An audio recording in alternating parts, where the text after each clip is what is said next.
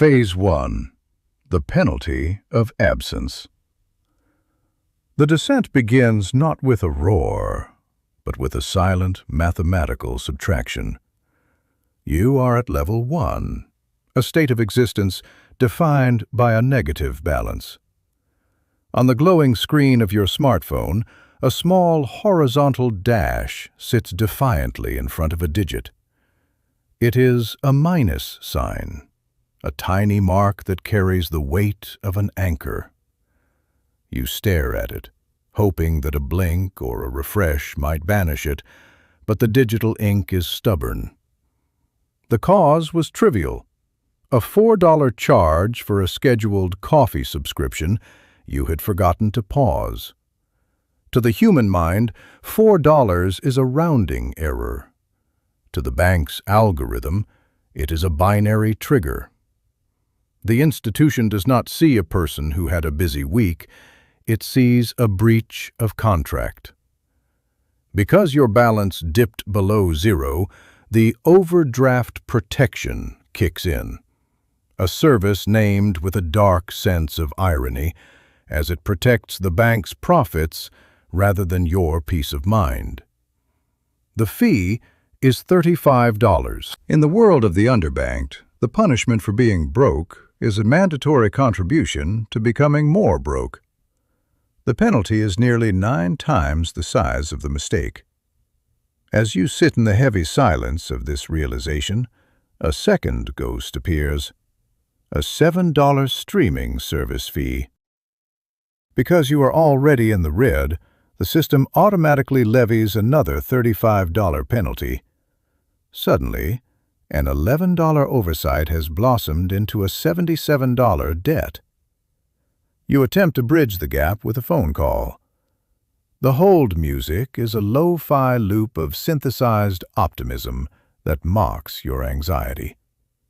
When a human voice finally arrives, it is a person reading from a rigid script. They inform you that the system does not allow for fee reversals at this time.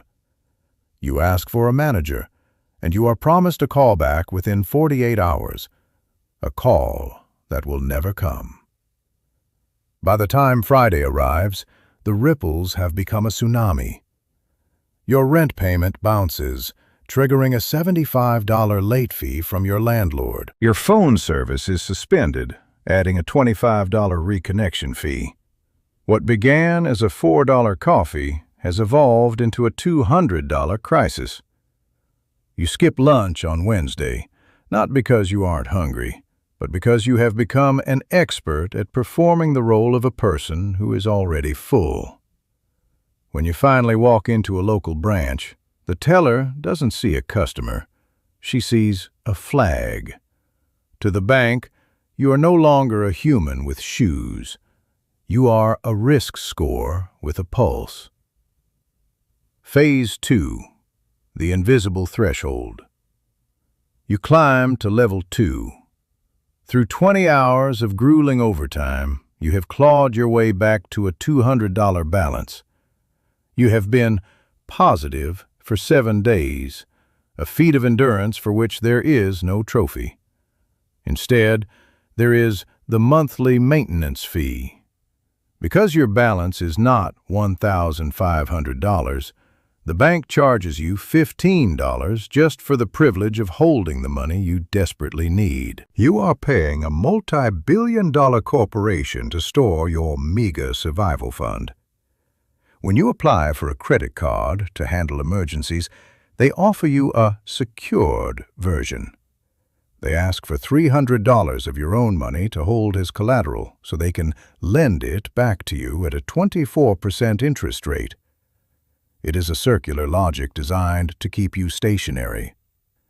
When your car tire blows out on a Tuesday, you cannot put it on plastic. You spend 3 hours on 3 different buses to get to work. Your manager doesn't fire you, but he looks at you with a lingering, clinical disappointment. In the branch, the atmosphere is palpable. The teller smiles at the woman in front of you, asking about her weekend.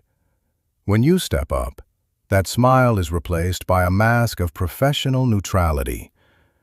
You are processed like luggage on a conveyor belt, moved through the system without being seen. At $200, you are not a client.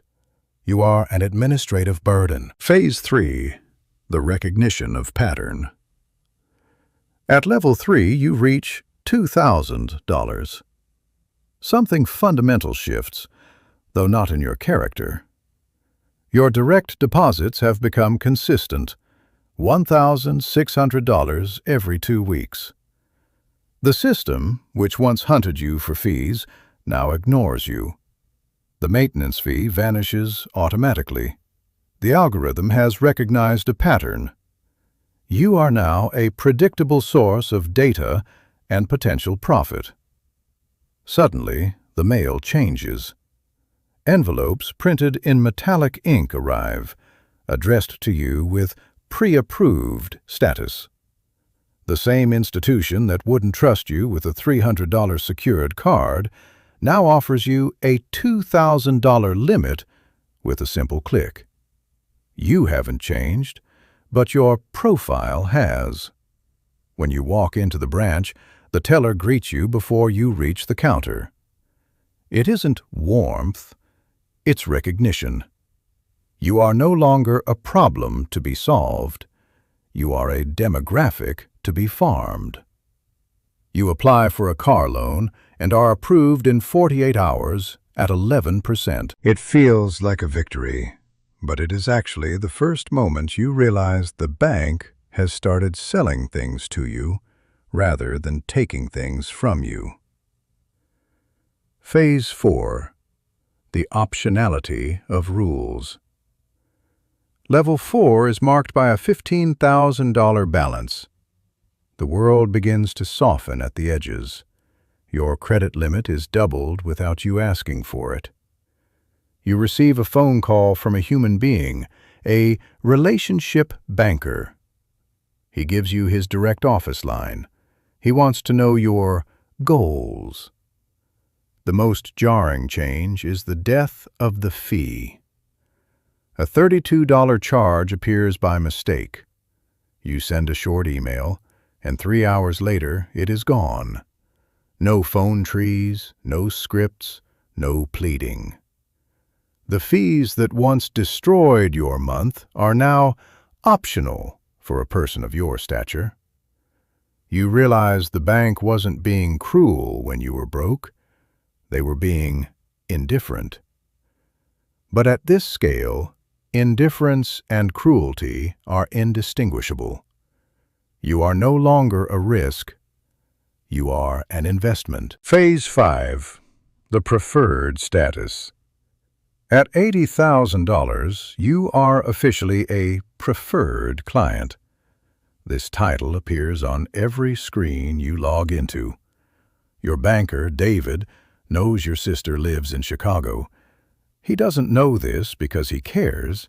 He knows because the CRM software prompted him to remember. This is the art of retention. When you enter the branch, you are guided past the velvet ropes where the level 1s and level 2s are waiting. You are ushered into a private office with a nameplate. You receive mortgage offers for amounts you haven't even dreamed of yet.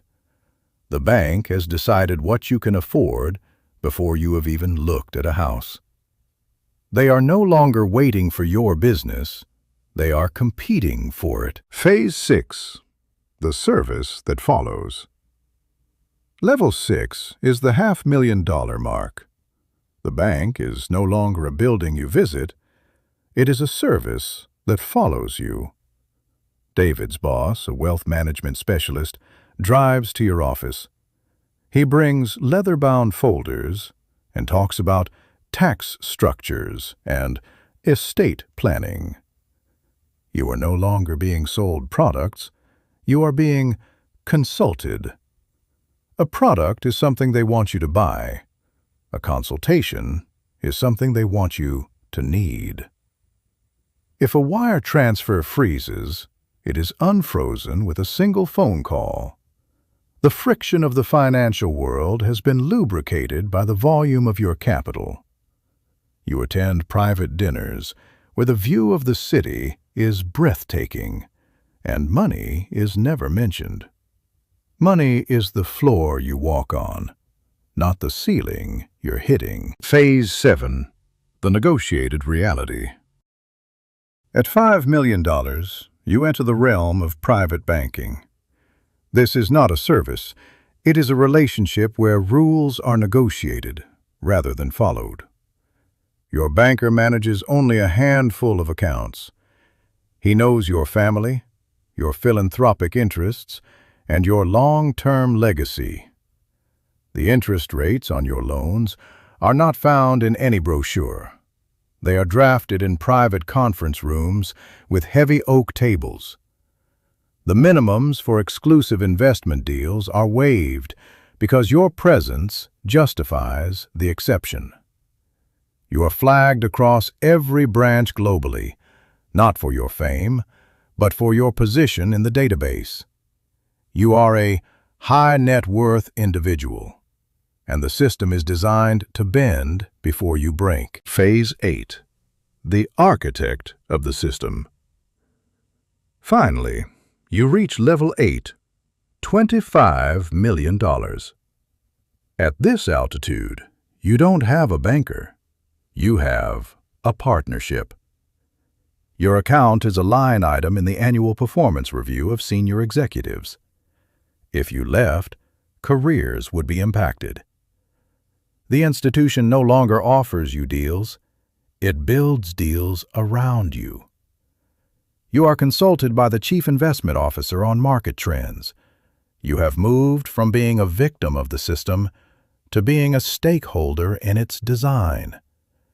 You are shaping the very institution that once charged you $35 for a $4 coffee. The Great Circle. The irony of the journey is that while you have changed levels, the person behind the number remains the same. Somewhere, at this very second, another person is staring at a minus sign. They are $4 short. They are hearing the same hold music you once heard. They are being told that fees cannot be reversed. The system isn't broken. It is a finely tuned machine that charges the most to those who have the least, and gives the most to those who need nothing. You were the same human being at a negative balance as you are at $25 million. The only thing that changed was the way the machine decided to see you.